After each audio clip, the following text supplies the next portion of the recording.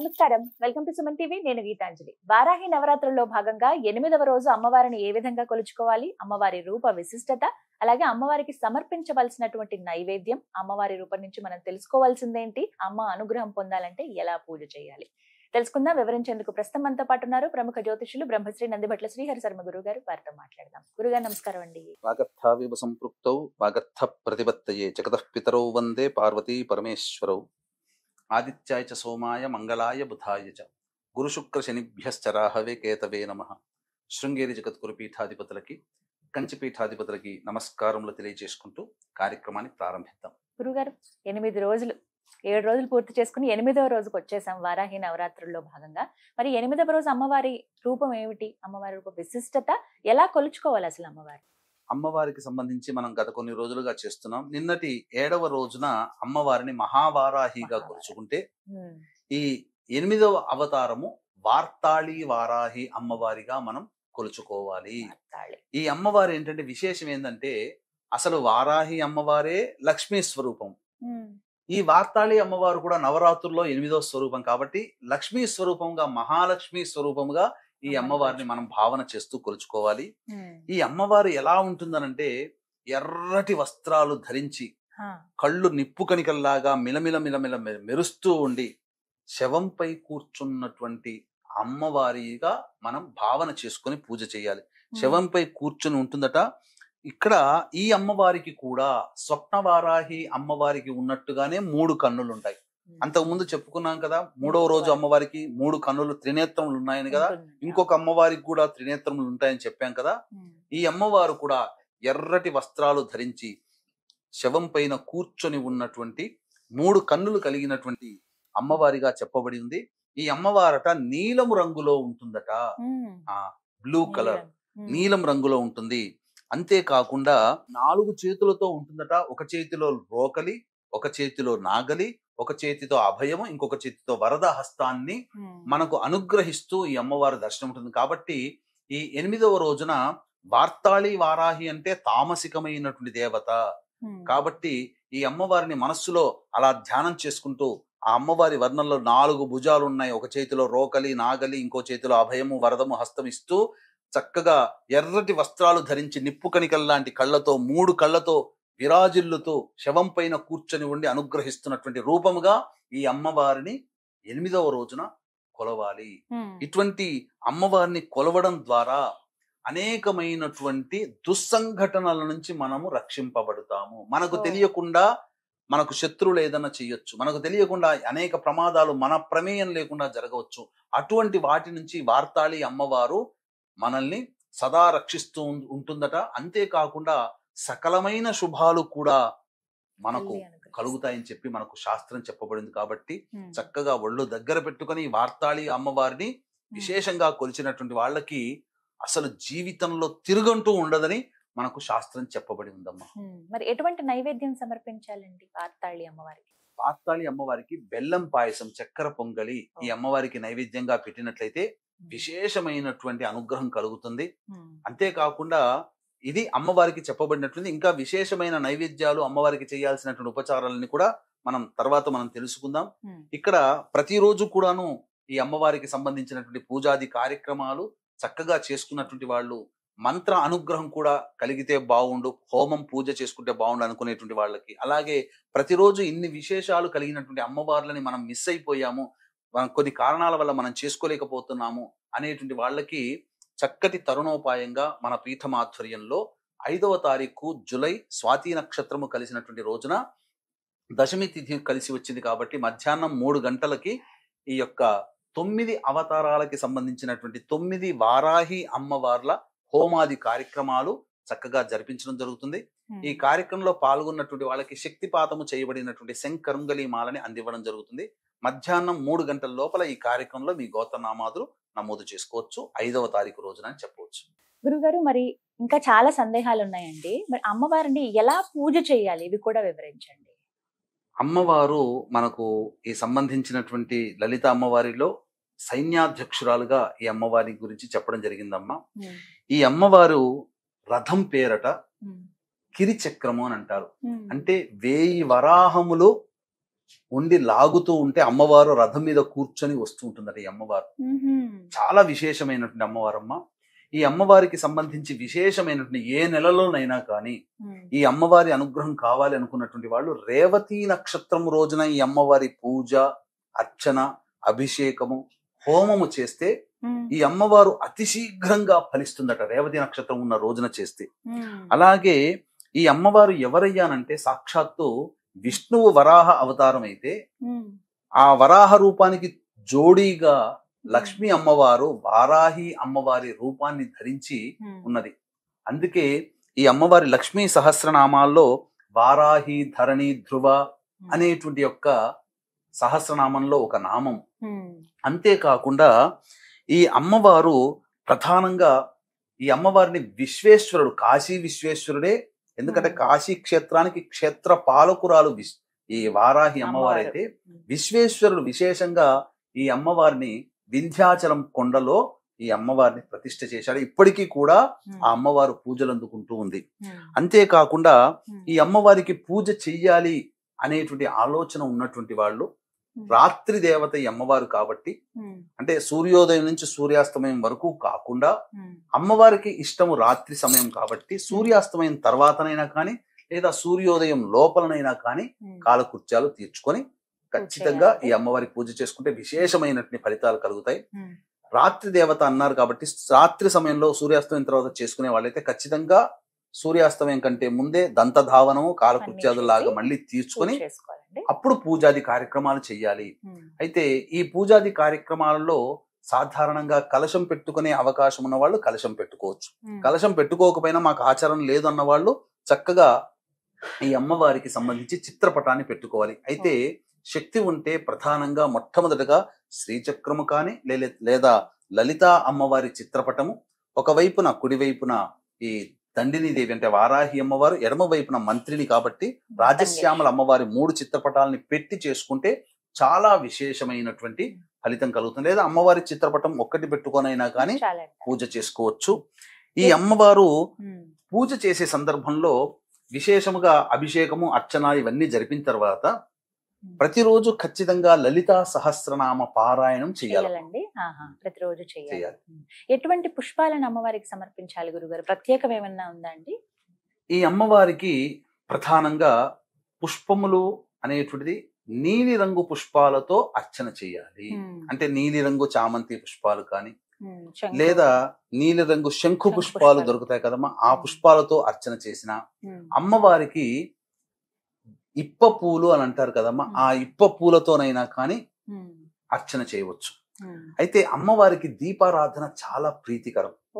ఈ దీపారాధనలో ఏ దేవతకి లేనటువంటి విశేషమైనటువంటి దీపారాధన ఒకటి ఉంది. కందగడ్డ దొరుకుతుంది కదమ్మా, ఆ కందగడ్డని దీపపు కుందిలాగా తొలుచుకోవాలి. మధ్య భాగంలో కొద్దిగా తొలుచుకుంటే ఆవు నెయ్యి కానీ, ఈ అమ్మవారికి ఇష్టమైనటువంటి నూనె దీపం ఏ దీపారాధన అంటే విప్ప నూనెతో దీపారాధన చేసుకోవాలి. విప్ప నూనె ఒరిజినల్ దొరికితే మంచిది, లేకపోతే ఆవు నెయ్యితో దీపారాధన చేయొచ్చు. కానీ కంద దీపములో కందగడ్డ దీపారాధన, కందగడ్డతో దీపంగా చేసి కంద దీపాన్ని గనక పెట్టినట్లయితే అమ్మవారు చాలా విశేషమైనటువంటి సంతృప్తి కలుగుతుంది. అమ్మవారికి ఇవన్నీ ఇష్టమట, ఇలా చెయ్యాలి. ఈ విధంగా ఇప్ప పువ్వులతో కైనా కానీ అర్చన చేయవచ్చు. బాగా ఇష్టమైనది ఏంటండి అమ్మవారికి? ఎవరైతే ఈ నవరాత్రులు చేస్తున్నారో ఖచ్చితంగా ఇవి అమ్మకి సమర్పిస్తే ఇక అమ్మవారి అనుగ్రహం ఖచ్చితంగా కలుగుతుంది అనేటువంటిది ఏదన్నా ఉందా అసలు? అమ్మవారికి ప్రధానంగా ఇష్టమైనటువంటి చెప్పబడినటువంటిది బెల్లం పానకం. అంటే చాలా మంది ఏంటంటే బెల్లంని సంబంధించి ఆ నీటిలో కలిపిస్తే బెల్లం పానకం లాగా ఉంటుంది. కానీ రాజమండ్రి ఆ చుట్టుపక్కల జిల్లాల్లో ఉన్నటువంటి వాళ్ళకి బెల్లం పాకము అని అంటే ఆ బెల్లం తయారు కాకముందు తేనెలాగా ఒకటి ఊరుతుంది, చిక్కగా ఉంటుంది. దాన్ని నైవేద్యంగా పెట్టవచ్చు, లేదా తేనెనైనా నైవేద్యంగా పెట్టవచ్చు. అమ్మవారికి నువ్వుల లడ్డూలు చాలా ఇష్టం. ఇలాచీ పొడి అలాగే నేతితో వేయించినటువంటి నువ్వుల లడ్డూలు పెట్టిన అమ్మవారికి చాలా ప్రీతికరం. అంతేకాకుండా ఎర్రటి పండ్లు అంటే దానిమ్మ పండ్లు ఒలిచి గింజలు ఒలిచి పెట్టాలి. చిలకడ దుంప దొరుకుతుంది కదమ్మా ఈ సమయంలో, ఆ చిలకడ దుంప కూడా నైవేద్యంగా పెట్టిన ఈ నైవేద్యాలు పెట్టాలట అమ్మవారికి. విశేషంగా అమ్మవారు చాలా సంతృప్తి చెందుతుంది. అంతేకాకుండా చక్కగా ఈ అమ్మవారికి విప్ప పూలను కూడా నైవేద్యంగా పెట్టవచ్చు. మరీ విశేషముగా పనస పండ్లని కూడా నైవేద్యంగా పెట్టమన్నది శాస్త్రం. వీక్షించేటువంటి ప్రేక్షకులకి ఇప్పుడు ఒక అద్భుతమైన ఈ సంవత్సరం వచ్చే వారాహి నవరాత్రులకి అద్భుతమైనటువంటి యోగ మాలిక ఏమిటంటే, ఆషాఢ మాసం మొదటి రోజు ఏదైతే ఉందో ఆ పాడ్యమి తిథి రోజు ఆరుద్ర నక్షత్రం ఉంది. ఈ 9 రోజుల నవరాత్రులు అయిపోయిన తర్వాత శుక్రవారం నాడు తీయకూడదు, అమ్మవారు ఉద్వాసన చెప్పకూడదు. కాబట్టి 10వ రోజు అయినటువంటి దశమి తిథి రోజున ఉన్న నక్షత్రము కూడా గొప్పదైనటువంటి స్వాతి నక్షత్రం. కాబట్టి ఈ ఆరుద్ర నక్షత్రం స్వాతి నక్షత్రానికి అధిపతి ఎవరు? రాహువే. ఈ యొక్క సమస్త లోకానికి కూడా రాహు యొక్క కవర్లో ఉంది, అండర్ కవర్లో ఉంది. కాబట్టి రాహు అనుగ్రహం కలిగిందంటే అత్యంత శీఘ్రముగా ఫలితాలు కలుగుతాయి. అద్భుతమైనటువంటి రోజున ఈ స్వాతి నక్షత్రం రోజున ముగింపు కూడా పలుకుతుంది. కాబట్టి చక్కగా ఈ వారాహి నవరాత్రుల్లో ఎవరైతే చేసుకుంటారో, ఎవరైతే పూజ చేసుకుంటారో, ఎవరైతే పూజ చేసుకోకపోయినా జరిగే హోమంలో పాల్గొంటారో వారి యొక్క సంకల్పం అతి శీఘ్రంగా నెరవేరుతుందని చెప్పడంలో ఏమాత్రం సందేహం లేదు. ఇది చాలా యాదృచ్ఛికంగా కాకతాళీయంగా కలిసినటువంటి అద్భుతమైన యోగ మాలిక. రాహు నక్షత్రంతో మొదలై రాహు నక్షత్రంతో ఎండ్ అవుతుంది అని చెప్పవచ్చు. ఎందుకంటేనమ్మా, రాహు స్వరూపం అంటే దేహమంతా ఉంటుంది, తలకాయ మాత్రం ఉండదు. వారాహి అమ్మవారు కూడా ఈ సంబంధించి చూసుకుంటే దేహమంతా స్త్రీ రూపం, కేవలం తలకాయ మాత్రం వరాహ రూపం. అలా రాహు స్వరూపముగా మనకు అమ్మవారు ఈ సంవత్సరం అనుగ్రహిస్తుంది. గురుగారు, అమ్మవారికి ధూపం అంటే చాలా ఇష్టం అని విన్నాను. ఎటువంటి ద్రవ్యాలు వేయాలి అందులో? ధూపం అంటే కేవలం మనకి మార్కెట్లో ఇప్పుడు దొరికేటువంటి ధూపమేనా? అసలు ఎలాంటిది ఇష్టం అమ్మవారి? మనకు ఏ దేవతకైనా కానీ ప్రత్యేకంగా అసలు అమ్మవారు అంటేనే ధూప ప్రియురాలు. కానీ ఈ ఒక్కొక్క అమ్మవారికి కొన్ని వస్తువులు వాడమని చెప్పబడి ఉంటే, ఈ వారాహి అమ్మవారికి చెప్పబడినటువంటి ధూప ద్రవ్యాలు సాధారణంగా బయట దొరుకుతాయి. విశేషమైనటువంటి కొన్ని ద్రవ్యాలు తీసుకొని వచ్చి ధూపం గనక వేసినట్లయితే ఆ ఇంట్లో నకారాత్మక శక్తి, నరదృష్టి, నరఘోష, అలాగే ఈ పౌర్ణమి అమావాస్యలో కొంతమంది మానసికంగా ఉద్రేకం పొందుతుంటారు కదా, పిచ్చి పిచ్చిగా అరుస్తుంటారు కదా, అటువంటి వాళ్ళని ఆ అమ్మవారి యొక్క పూజా మందిరం దగ్గర కూర్చోపెట్టి, మనం పూజ చేసే స్థలంలో కూర్చోపెట్టి ధూపం వేసేటప్పుడు వాళ్ళు ఉన్నట్లయితే వాళ్ళకి పట్టినటువంటి భూత ప్రేత పిశాచ బాధలన్నీ కూడాను ఈ ధూపము వల్ల తొలగిపోతాయి. ఇంట్లో ఉన్నటువంటి నెగిటివ్ ఎనర్జీ అంతా పోతుంది. కాబట్టి వారాహి అమ్మవారికి విశేషముగా ధూప ప్రియురాలు. కొన్ని ద్రవ్యాలు అనేటువంటివి ఇప్పుడు నేను చెప్పడం జరుగుతుంది. సాధ్యమైనంత వరకు ఆ ద్రవ్యాలన్నీ కూడా మీరు తెచ్చుకునే ప్రయత్నం చేయండి. ఒకటి అరా మనకు దొరకకపోవచ్చు, కంగారు లేదు. మిగతా ద్రవ్యాలనైనా కానీ తెచ్చుకొని ప్రతిరోజు కూడా మీరు పూజ చేస్తున్న సందర్భంలో అమ్మవారికి ధూపం వేసి ఆ ధూపాన్ని అంతా కూడా ఇంట్లో గనక పెట్టుకున్నట్లయితే ఇంట్లో పాజిటివ్ వైబ్రేషన్ అనేటువంటిది ఉంటుంది, ఒక ప్రశాంతత చేకూరుతుంది. వీక్షించేటువంటి ప్రేక్షకులు కూడా గమనిక, ఈ యొక్క సందర్భంగా ఈ 9 అవతారాలు 9 రోజుల పాటు 9 అమ్మవారికి విశేష అవతారాలుగా మనం చేస్తూ వస్తున్నాము, చెప్పుకుంటూ వచ్చాము. కాబట్టి ఆ అవతార రూపంగా కొలుస్తూ వస్తున్నాం. కాబట్టి ఇంట్లో పూజ చేసుకున్నా హోమం చేసుకుంటే చాలా మంచిది అని చెప్పి భావించేవాళ్ళు ఈ 9 రోజుల పాటు మనం పూజ చేసుకోలేకపోయామే, మనకు ఆ అమ్మవారి అనుగ్రహం ఎలా కలుగుతుందని చెప్పి పరితపించేటువంటి వాళ్ళకి చక్కటి తరుణోపాయంగా జూలై 5వ తేదీ రోజున దశమి స్వాతి నక్షత్రం కలిసినటువంటి రోజున మధ్యాహ్నం 3 గంటలకి మీ గోత్రనామాదులతో ఈ 9 వారాహి అమ్మవార్ల యొక్క హోమాది కార్యక్రమాలు జరిపించి శక్తిపాతము చేయబడినటువంటి శంకరుంగలీమాలని మీకు అందివ్వడం జరుగుతుంది. ఈ యొక్క కార్యక్రమంలో ఆ 5వ తారీఖు మధ్యాహ్నం 12 గంటల లోపల మీ గోత్రనామాదులు నమోదు చేసుకోవచ్చు. ఇక హోమ ద్రవ్యాలు చెప్పడం జరుగుతుందమ్మా, చాలా జాగ్రత్తగా వినండి.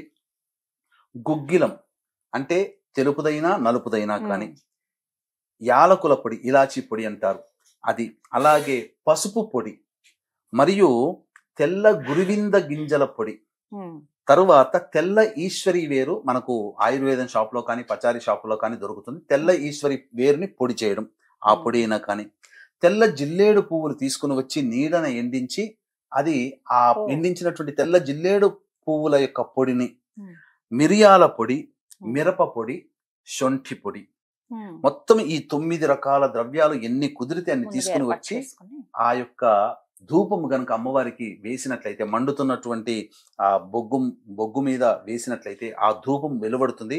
ఆ ధూపానికి అనేక రకాలైనటువంటి దివ్య శక్తులు వారాహి అమ్మవారి యొక్క అనుగ్రహం కలుగుతుంది.